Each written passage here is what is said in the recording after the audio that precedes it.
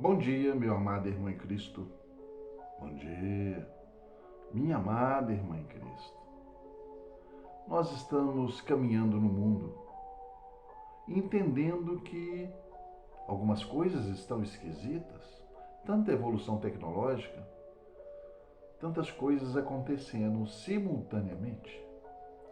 Agora vai ter um chip para colocar na cabeça, sei lá se é chip, o que chama, que quem tem problemas de não andar mais por causa de uma situação fisiológica, por causa de um acidente, qualquer coisa, né? Parece que esse chip vai ajudar que a pessoa volte a coordenar novamente os músculos da sua perna por estímulos que serão dados ao cérebro. Vamos ver como é que fica, né? Mas não é só isso que é estranho. Temos a IA, inteligência artificial. Hoje você conversa com um aparelho que tem IA e ele te responde.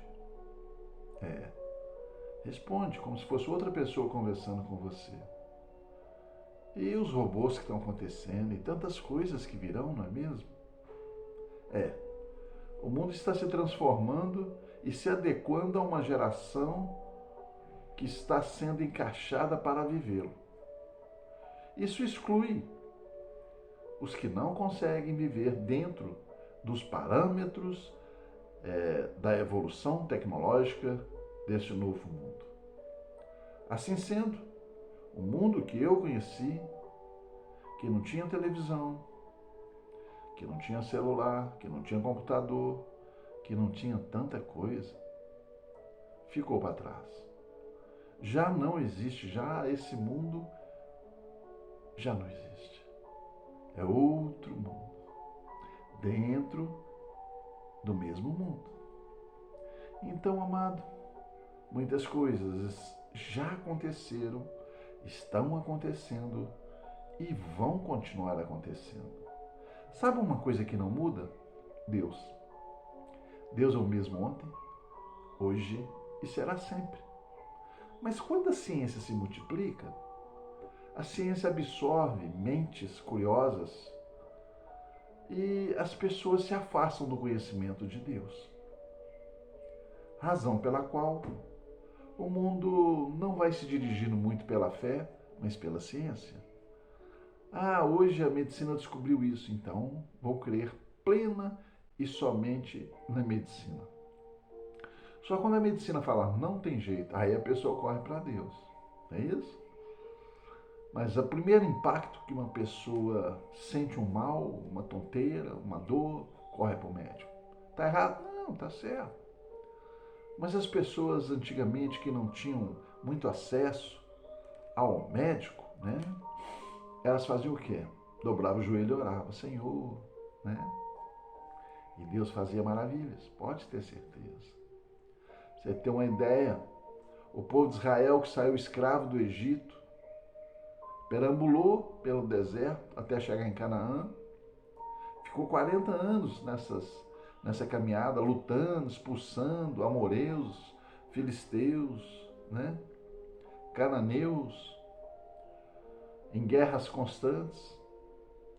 Ninguém ficou doente. Deus cuidou de cada um. Sabe, a proporção que você acredita em Deus é o tamanho do seu Deus. Se você acredita em Deus com a capacidade de curar uma gripe, ou se você acredita em Deus com capacidade para curar um câncer, eu creio que Deus pode tudo. Mas há vontade de Deus para que Ele opere ou não, segundo o que Ele tem em mente para cada vida, segundo a história de cada vida. Há crianças que Deus permitiu vir ao mundo com tempo marcado, de chegar, assinar e ir embora. Não é? Porque as crianças vêm, trazem luz, iluminam e vão embora, morrem cedo.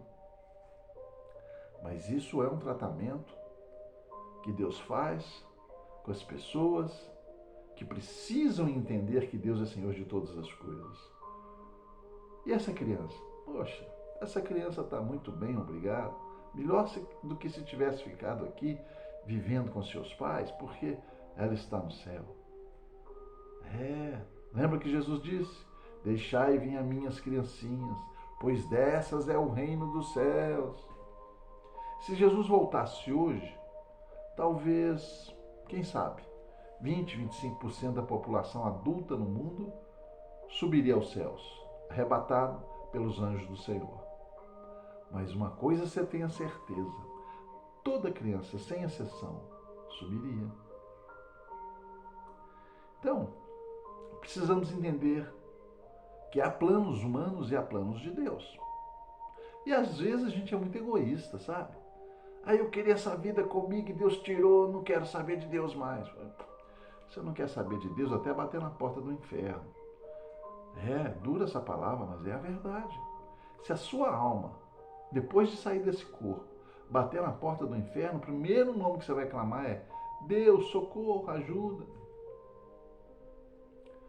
E o mistério é o seguinte: somos alunos na faculdade da vida. Todos estamos aprendendo. Alguns alunos passam pela faculdade sem saber nada, ou pouca coisa. Outros nem diploma conseguem ter. Desiste antes de chegar à formatura. E assim é com a vida.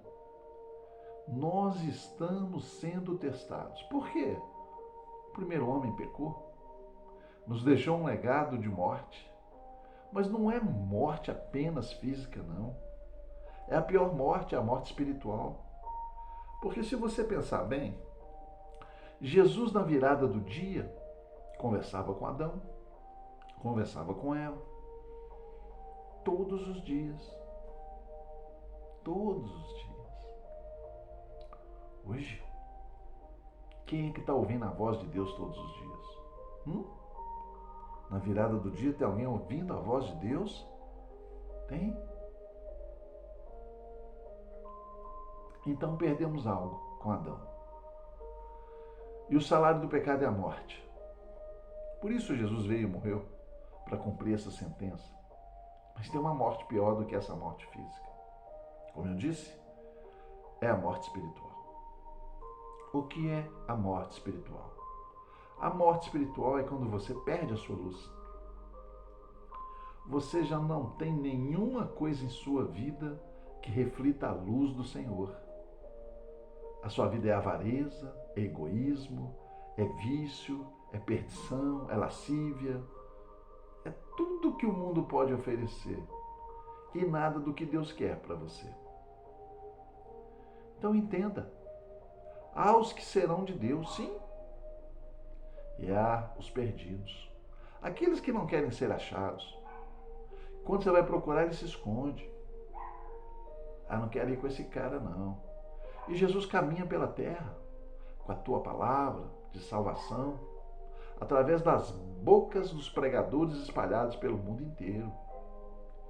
E as pessoas, quando ouvem a voz desses pregadores, se escondem. Vem esse cara, não quero ouvir ele não. Não quero ouvir esse cara não. Não, vem esse cara chato aí, quero ouvir não. Não é assim? Eu já fui assim. Quando eu vi um crente pregar para mim, eu falava assim: vem esse cara chato encher meu saco. Eu falava assim: se tem uma coisa que eu nunca vou ser, é crente. Lê do engano. Deus já tinha escrito lá: Wagner, vai me servir. E não é que eu estou servindo? Sou servo do Senhor. Então, amado, então, amada, entenda. Ou você está na luz, ou fora da luz. Quem deixa sua luz apagar, é muito difícil voltar a acender. É a morte espiritual. É a pessoa que não quer Deus, é a pessoa que não quer as coisas de Deus, é a pessoa que refuta a palavra, que não aceita quando Deus quer corrigir, não aceita uma palavra dura que ele sabe que é para ele. E ele fala assim: ninguém tem nada com a minha vida, não, que pastor chato ficou falando da minha vida. Às vezes ele nem sabe da sua vida, mas Deus sabe, usa aquele homem para falar com você. E você fica com raiva do homem que não sabe nada, que Deus é que pôs a palavra na boca dele para falar com você. Foi misericórdia de Deus, porque você está perto do abismo e Deus usa uma pessoa para te falar e você não reconhece que está. Que tristeza, né? Pois é. Os perdidos que não querem se achar e não serem achados. Então um dia haverá uma fila no inferno de gente que entende nesse momento que fez a escolha errada, que não escolheu o caminho da luz, que não escolheu as virtudes do Senhor, que não deixou de lado as coisas erradas desse mundo, que viveu sua vida como se fosse dono dela. E ninguém é dono da vida, porque Deus tira a hora que quiser. Deus dá e Deus tira. Ele é Deus. Tem gente que acha que pode brigar com Deus. Ô verme, como que você vai brigar com Deus? Qualquer pessoa. O diabo pensou que podia. Qual foi a casa dele? Que o Senhor falou com ele? Você vai para o inferno. Pois é. Então, amado, amada, sai desse engano. Deixe-se achar pela palavra santa do Senhor. Muda sua trajetória. Esse caminho leva ao abismo. Muda. Seja humilde. Aceita que você está errado. Pede perdão a Deus. Aceita Jesus como seu único e suficiente Salvador. E creia, Ele ressurgiu dos mortos para reinar eternamente sobre nós. Nunca mais qualquer ser humano chegará a Deus, nunca, por toda a eternidade, se não for através do nome santo de Jesus Cristo. Ele não pagou em vão o preço na cruz pela humanidade, não. Ele é o representante único e máximo da humanidade diante de Deus. Daqueles que querem Jesus, daqueles que querem a Deus, daqueles que querem salvação. Então você, ó alma perdida, ainda num corpo que tem vida, acorda. É tempo ainda. Se o seu tempo acabar e você sair desse invólucro e for encontrar do outro lado com o que tem para você, pode ser que você não goste de ver o que tem para você. Conserta agora o teu caminho. Muda as suas prioridades. E não deixe a sua luz apagar. Não morra espiritualmente. Se você ainda está conseguindo me ouvir, você ainda não morreu. Eu estou falando para aqueles que não têm Jesus como Senhor e Salvador. Você ainda não morreu. Viva! Vou ler, para terminar, vou ler aqui um trechinho, que eu ia começar a ler, né? Acabei falando demais, né? E não consegui ler. Está aqui em 1 Coríntios, capítulo 1, versículo 30. Mas vós sois dele, em Cristo Jesus, o qual se nos tornou da parte de Deus sabedoria, justiça, santificação e redenção, para que, como está escrito, aquele que se gloria, gloria-se no Senhor. Amém? Então, vamos ser do Senhor e a nossa glória será apenas e tão somente ser do Senhor. Que a graça maravilhosa de Deus, que enviou o seu Filho por nós, que o amor infinito de Jesus Cristo, que morreu por nós, e as doces consolações do Espírito Santo estejam hoje e sempre contigo, em o nome dele, de Jesus.